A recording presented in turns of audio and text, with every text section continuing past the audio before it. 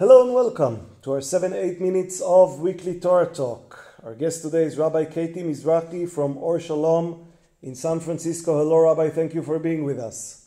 Thank you for having me. You got a wonderful Parshat Vayishlach. In this Parsha, Jacob, Yaakov, fights with an angel.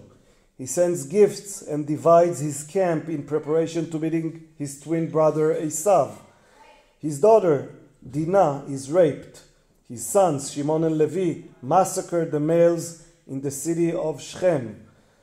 Rachel, his wife, dies when her youngest son, Binyamin, is born.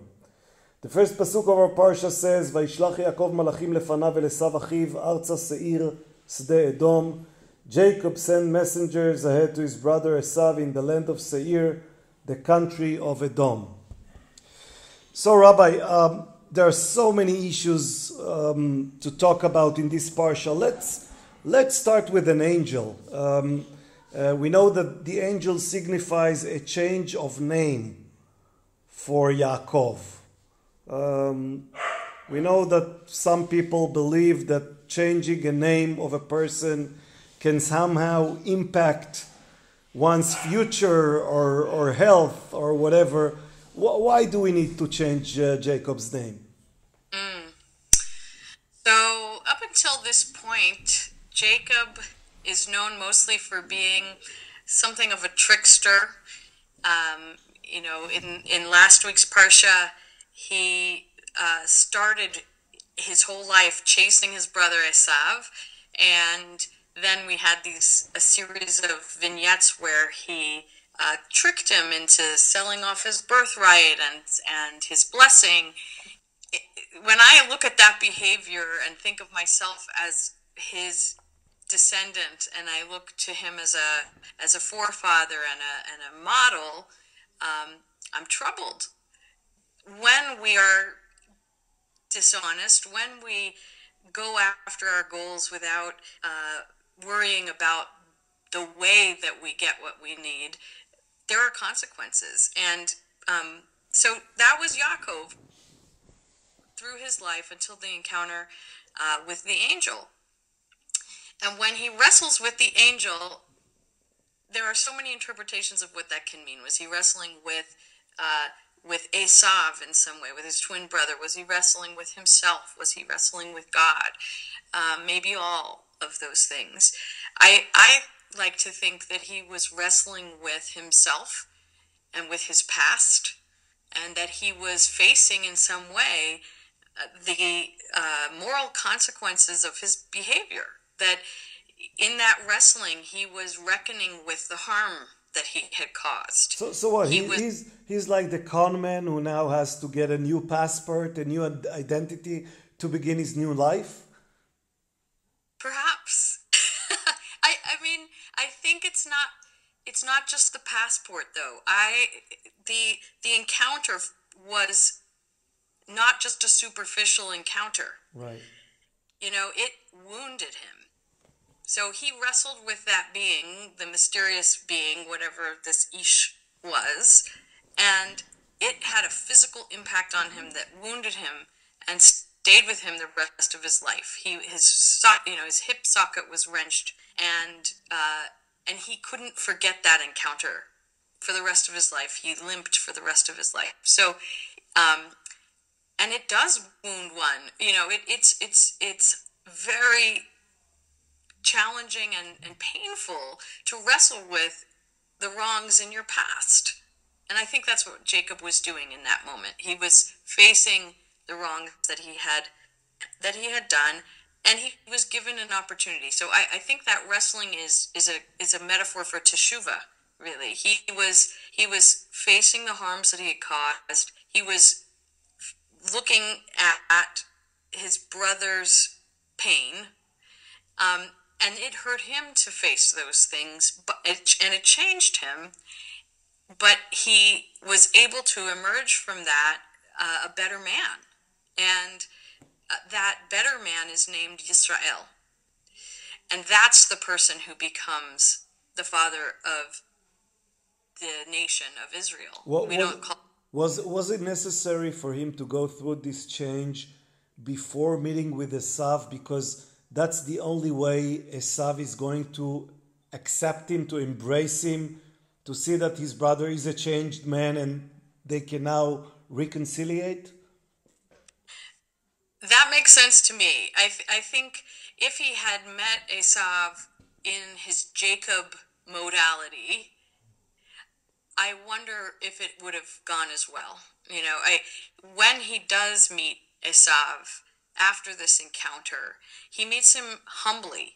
He bows down to him. He gives him gifts, and I don't think it's another. This is not him being a trickster again. Yeah, I think that he has changed, and you could read it that he's the same consistent person, that this is all just another act, but they cry. They cry, in chapter 33, verse 4, they greet each other, they kiss each other, and they both cry. And I don't think those tears happen when you're just trying to fool someone. I think that those were real. And he says to his brother, seeing your face is like seeing the face of God. He has achieved something very profound. He has achieved the ability to see someone who was once his enemy, once his rival, as being B'Tselem Elohim, as being a reflection of the divine. And that place is a place where all kinds of things open up, where reconciliation and forgiveness are possible, where transformation is possible. So Jacob's ability to see the other as sacred elevates Jacob to a higher level of sanctity. It's through seeing his brother as valuable and important and human and even divine that Jacob is able to achieve his own greatness. And moving, we have this elevation at the beginning of the Parsha, and jumping ahead, it goes downhill when we get to the horrific story of Dinah and the revenge that his sons decide to launch on the city of Shechem. Yes, it's a very heavy and troubling chapter. And one of the things, one of the games people play with wrestling with the Torah is to figure out why are things put together in the order that they are. What's the connection? Why is the story of Dinah here? And one thread that I think is common is this theme of revenge. Jacob goes into his encounter with Esav expecting revenge and fearing revenge. He's running away from Laban, fearing revenge for his behavior. And this year, as I was reading Dinah's story, it really jumped out at me, this theme of vengeance. And I was imagining the situation of being a wandering group with your own set of values, encountering this other group, and not having some kind of shared system of justice to lean into. I mean, things happen. People do terrible things. They hurt each other. They take from each other. And a big part of the project of Torah is to figure out how do we create a system to deal with that stuff so that we don't just end up in these cycles of blood vengeance. So in our story, that system of justice, maybe it existed within each tribe, but certainly not in a way that different groups of people could, in good faith, lean on the system of justice to sort out their problems. And in that void, when there was no criminal justice system, no court of law, no sense of a higher authority, maybe even no sense of a shared stake in the geography. They were not living They were not part of the same society. Right. And they didn't, it may have been, there's evidence in the Torah that in the ancient Near East, this kind of event of a woman being raped and then forced to marry her assailant, that is something we see elsewhere in the Torah. It's something that we could see as being a very primitive, backward way of dealing with rape. And maybe that's the norm that was happening in Shechem. Maybe that's the way they did it. And Shimon and Levi, to their credit, didn't accept that. They didn't accept that was a moral way with what happened. However, neither is massacring all of the men in the entire city. And there may be some voices that defend Shimon and Levi in our tradition, but even Yaakov himself condemns them when he gives them his harsh blessing at the end of his life. That their violence, their vengeance, is dangerous and not worthy of emulation. So they went too far. Their impulse may have come from a very good place. We love our sister. We can't accept that the way a young woman is treated. We don't want women to be treated this way in the future. But in that moment, the answer should not have been, therefore, we will kill you all. Take revenge on every man in this whole town. And so I've been thinking a lot about our moment and how there are those who seem to be losing faith in the rule of law, in the criminal justice system, and so on, and they're imagining that their safety can be better protected by taking things into their own hands and sort of circumventing or undermining the rule of law.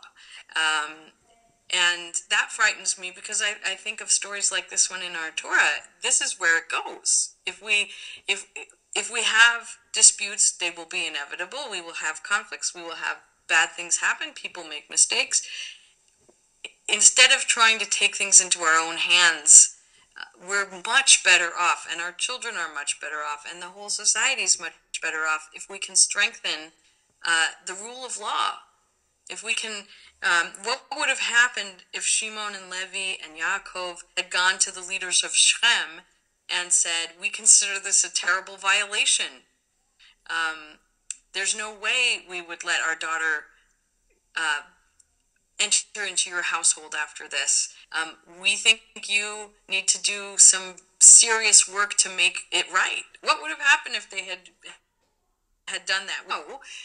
Instead, they just decided to go in there with violence and take it into their own hands, and who knows what kind of ripples of suffering they set into motion by doing that. Right. Well, yeah. Well, until we write this alternative chapter or a parallel story, I will thank you and I will wish you Shabbat Shalom. Shabbat Shalom. Thank you.